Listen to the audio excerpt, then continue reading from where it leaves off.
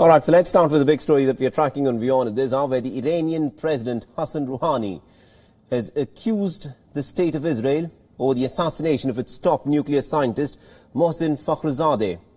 Hassan Rouhani accused Israel of acting as a mercenary for the United States in carrying out the assassination. The Fakhrizadeh is known as the father of Iran's nuclear weapons program, and he was assassinated via a shootout that the Iranians are describing was carried out by the Israelis just outside the capital of Tehran. The Iran state media has reported that the scientist was targeted at the Absard city just outside of Tehran, and the assailants reportedly detonated an explosion, making him stop his car before resorting to a shootout, resulting in his death. The images from the scene showed a black sedan on the side of its road, its windshield pockmarked with bullet holes. And also Iran's Foreign Minister Mohammad Javad Zarif has condemned the assassination as an act of state-sponsored terror. In a tweet, Mohammad Javad Zarif has claimed that there were some serious indications of an Israeli role behind the assassination of the nuclear scientist. Now, Iran has warned of severe consequences. As the eminent Iranian scientist was murdered, Zarif wrote on his Twitter handle, and I quote him here, "This cowardice with serious indications of Israeli role shows desperate warmongering by the perpetrators of this attack." He's also called on the international community to end their shameful double standards and condemn this act of state-sponsored terror by Israel.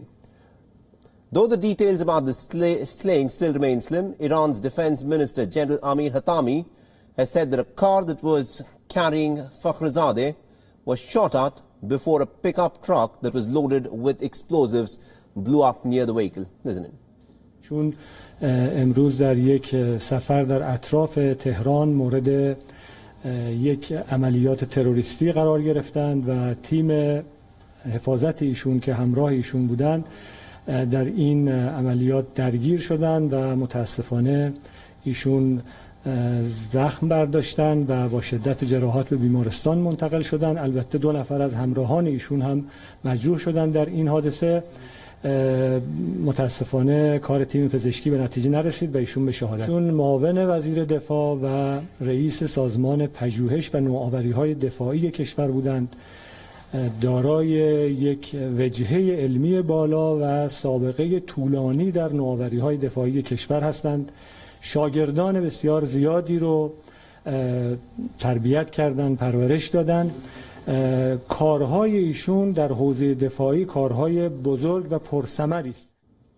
All right, now to get us more insight in terms of what all of this means for the region at large, we're joined in by Mr. Arsen Ostrovsky, who is an international human rights lawyer and also a political analyst. He's joining us live from Tel Aviv. Mr. Ostrovsky, let me begin by asking you this. This is a very high-profile assassination that has taken place just on the outskirts of Tehran, and Iran accuses Israel of having carried out this assassination. What do you make of this? Look, I mean, Iran always accuses Israel immediately. It's become a reflexive step, not only in Iran, but in many parts of the West as well. But I think something we need to remember is that at this point, there certainly hasn't been any verifiable evidence of the fact, and Israel, or any party for that matter, has claimed any kind of responsibility for this attack. At the end of the day, we should bear in mind that Fakhrizadeh was the godfather of the Iranian nuclear weapons program. It's a program that only threatened Israel's very existence, but also many countries in the region and beyond. So he certainly did not have any shortage of enemies or parties and actors with a vested interest in stopping the Iran nuclear program. That this is quite clearly an attack that has taken place on the outskirts of Tehran, and it also says that on the 30th of April in the year 2018, the Israeli Prime Minister Benjamin Netanyahu had specifically named Mohsen the scientist here, and he had said that remember this name, and now this man has been assassinated, Fakhrizadeh, and now Israel, you're saying at this point of time, has not come forth and issued any statement on this issue. Correct. Israel has not issued any kind of statement at all, and to the best of my knowledge, nor has any party taken any kind of claim or responsibility for it. And again, I would reiterate that, of course, Israel was very familiar with his work. This is someone who was very much, as I said, the godfather of the Iranian nuclear weapons program, someone that was, I suppose, played an intricate role in developing it, both covertly and within the Iranian defense ministry. So he was a very prominent, very well-known individual, but certainly not one that had a shortage of enemies or parties who felt threatened by the expansive Iranian weapons program that felt the need to perhaps put a stop for it. But certainly there hasn't been any kind of evidence corroborating that Israel was in any way involved, and certainly no responsibility claimed by Israel at this stage.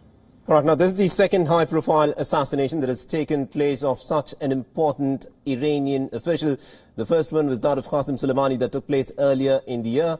Do you see any kind of a reaction from Iran after the assassination of such a top nuclear scientist of Iran? Do you think they would like to respond to this?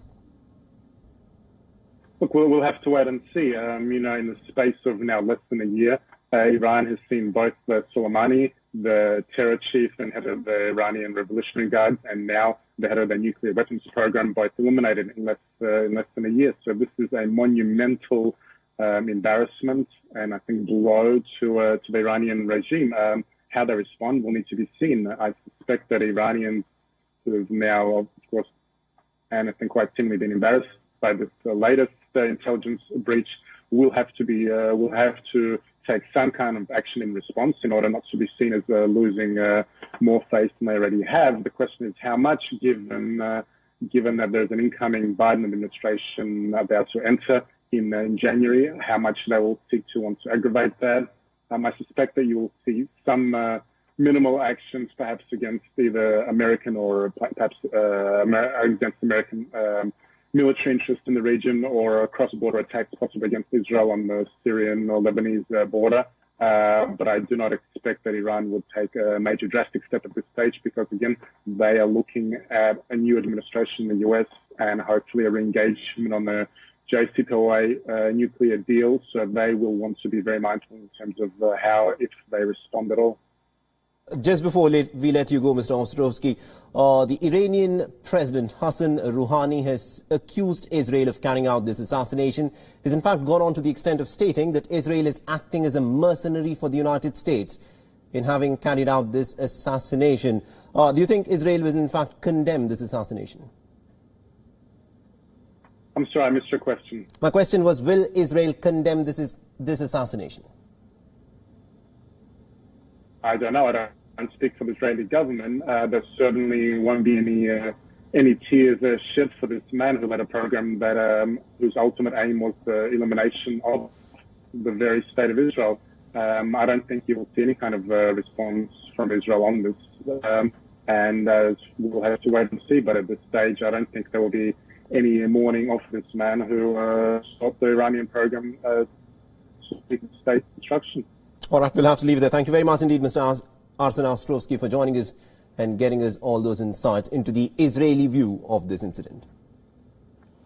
Let's now shift our attention to the other big story that we are tracking on WION, where the trilateral maritime